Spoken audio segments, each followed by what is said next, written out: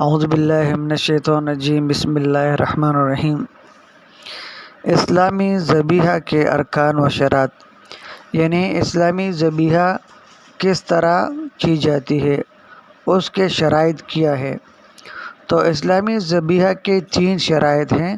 Number 1، شرط اول، سب سے پہلی شرط یہ ہے کہ ہر ذبح کے وقت اللہ کے اس نام کا شکر ادا کیا جائے کہ روح حیوانی میں مساوات کے باوجود اس نے کچھ جانوروں کو ہمارے لیے حلال کر دیا ہے، اور اس شکر کے ادا کرنے کا طریقہ قرآن و سنت نے یہ بتلایا ہے کہ ذبح کے وقت اللہ کا نام لے، بسم اللہ اللہ اکبر کہہ کر ذبح کرے۔ جس نے ذبح پر اللہ کا نام قصداً چھوڑ دیا، اس کا ذبیحہ حلال نہیں، مردار ہے۔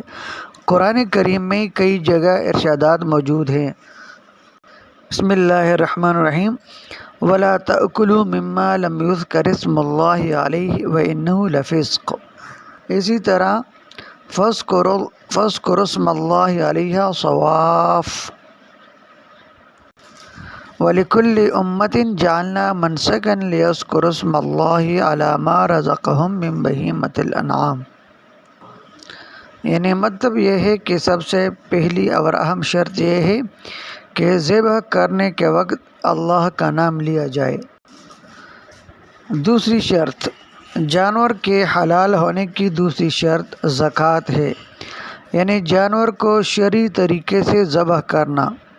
شریعت اسلام نے جانور کو حلال کرنے کے لیے جو پاکیزہ طریقہ بتلایا ہے، قرآن کریم نے اس کو زکوٰۃ کے نام سے یاد کیا ہے۔ الا ما زکیتم، اس کی 2 قسمیں ہیں، ایک اختیاری اور دوسری غیر اختیاری۔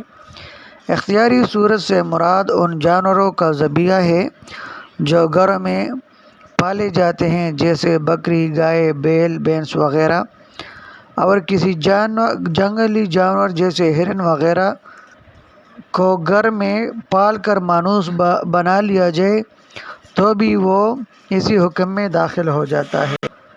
اور غیر اختیاری صورت سے مراد وہ جنگلی اور وحشی حلال جانور ہیں جن کا شکار کیا جاتا ہے۔ پہلی یعنی اختیاری صورت میں اونٹ کے لیے تو نحر کا طریقہ مسنون ہے۔ نحر کیا ہے، اس کا طریقہ کیا ہے، یعنی اونٹ کے پاؤں باندھ کر کھڑا کر دیا جائے اور تیر، نیزہ یا چھری اس کے لبہ میں مار کر خون بہا دیا جائے۔ قرآن کریم کی آیت مذکورہ سورہ حج نمبر 36 میں اسی کا بیان ہے، اور فَصَلِّ لِرَبِّكَ وَانْحَرْ میں اس کی تصریح موجود ہے۔ اونٹ کے علاوہ دوسرے جانور بکری، گائے، بیل، بھینس وغیرہ کے لیے مسنون طریقہ ذبح کا ہے، کیونکہ قرآن کریم نے گائے کے لیے فرمایا ان تذبحوا بقرہ۔ اسی طرح بکرے کے لیے ذبح عظیم کے الفاظ ارشاد فرمائے، اور اونٹ کے لیے فَصَلِّ لِرَبِّكَ وَانْحَرْ فرمایا۔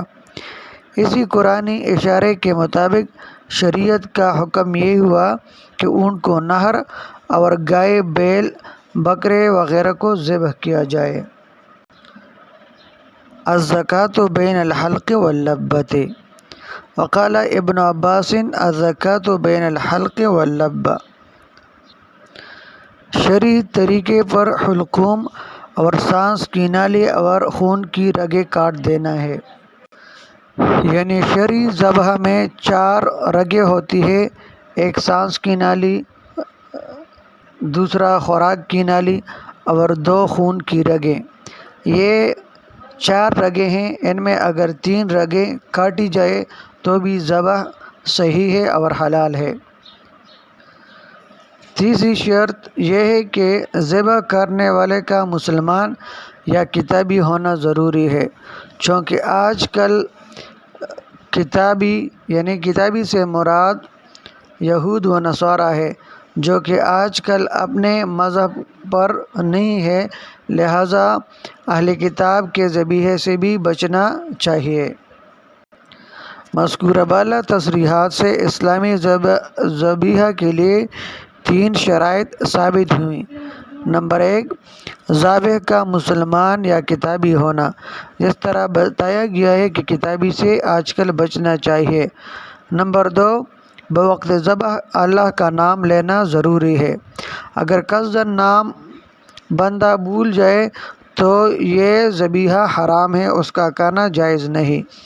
نمبر 3، شرعی طریقے پر حلقوم اور سانس کی نالی اور خون کی رگیں کاٹ دینا ضروری ہے۔